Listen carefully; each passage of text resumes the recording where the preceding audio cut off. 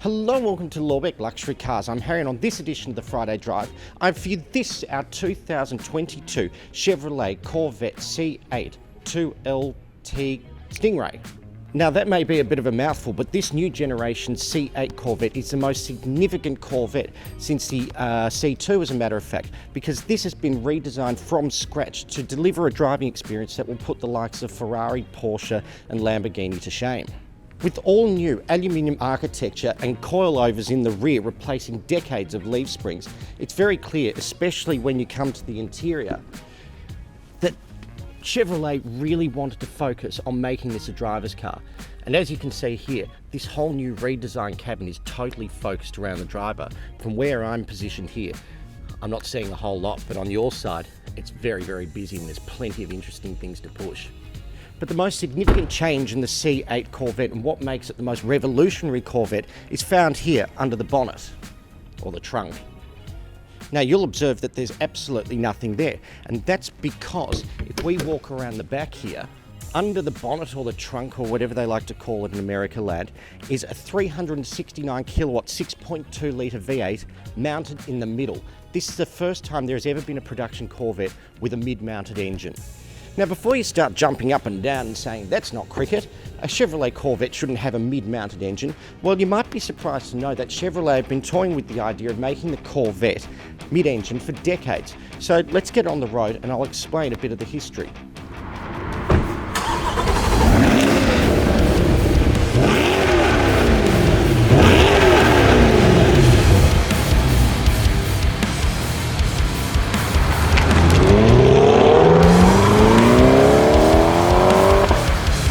Back while the C2 generation was being designed and developed, engineers at Chevrolet were pushing hard to make the new generation rear-ended.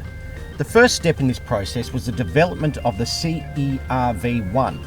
From this concept, the idea of making the Corvette a mid-engine sports car was considered at the end of the 50s, with a full-scale mock-up being built around the Corvair. However, it was not to be, and so the Stingray was produced with the engine in the front. Fast forward only a few years and the idea popped up again during the development of the C3 with the CERV2, XP880 Astro and the XP882 concepts built and showcased. However, though the concept was shown to the public, internal politics and the 1973 Arab oil crisis was a final nail in the coffin for the mid-engine Corvette once more. Right up to the C4 generation, the mid-mount concept was pushed internally from designers and engineers at GM, but it never materialised and the idea has more or less faded into distant memory up until today.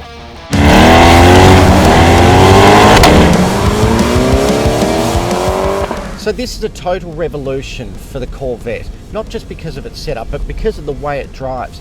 It's just so planted and it just feels completely different to the old Corvettes. I mean, don't get me wrong, the old Corvettes were fun in a sort of, am I going to survive this drive sort of way? But this is totally different. This is predictable, this is planted, this feels like a proper supercar. And as well as that, this interior is such a nice place to be and it's just so nicely made. And I love the setup of the cockpit and everything here. Unlike a Ferrari or a Lamborghini, I could genuinely see myself driving this thing every day. It's that sort of well sorted. It really is hard to believe that this is an American car. It's comfortable, quiet when you want it to be, beautifully screwed together, has so many fun buttons to push, and without the roof, the experience is amplified exponentially, especially because of that 6.2 V8 is naturally aspirated, so there is nothing to hide that American V8 soundtrack.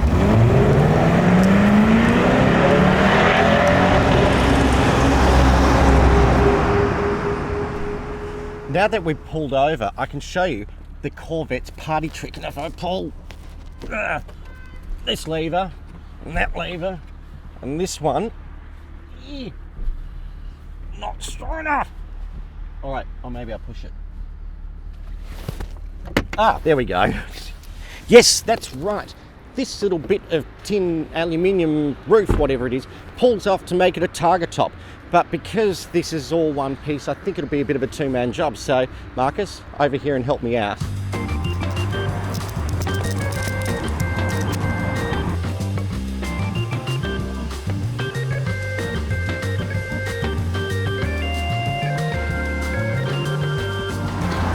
Voila!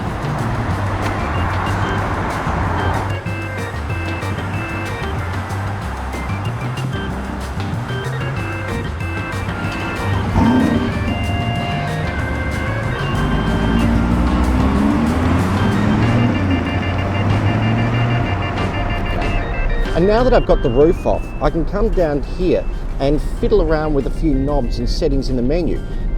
Or I can just fast track it and press this Z mode.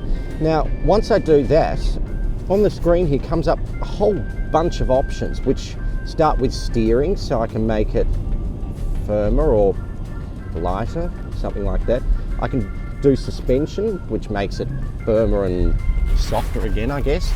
And then once I get around the corner, I've got other things like brake feel. I'm not quite sure why that makes sense. And PTM, no idea what that means. But the most important one out of all of them is this thing called engine sound. Now, what this does, and currently I'm in church mode, but if I flick it all the way up to 11, it goes to Lucifer mode, and it sounds, well, I guess like this.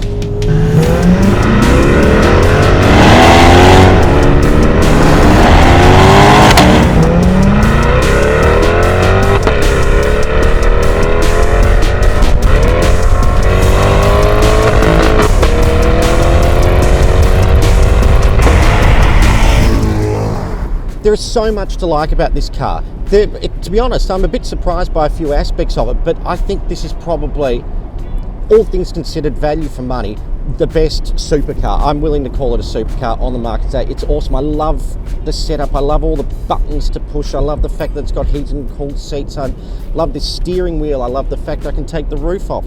There's so much to like about this car. And I really, really wish I could take it out onto some country roads, or better still, a track to really explore the outer limits of what this car can do. But unfortunately, because this car has only got a shade over 200 kilometers, not 200,000, 200. I'd probably prefer not to put the Ks on it. I'm going to let the next owner do that.